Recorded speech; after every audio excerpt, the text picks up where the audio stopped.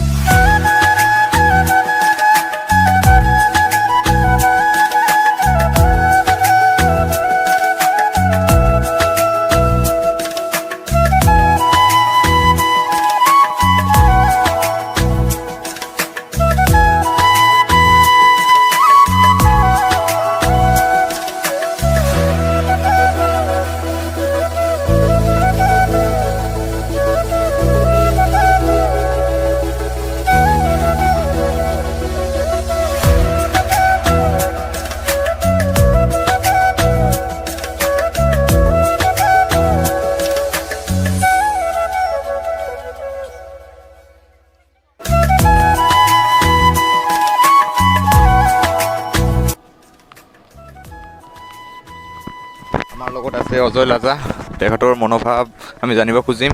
কেনেকুৱা লাগিল ইয়াত? হয়, নমস্কাৰ, মই অজয় লাজা। খুব ভাল এটা সুন্দৰ পৰিৱেশ।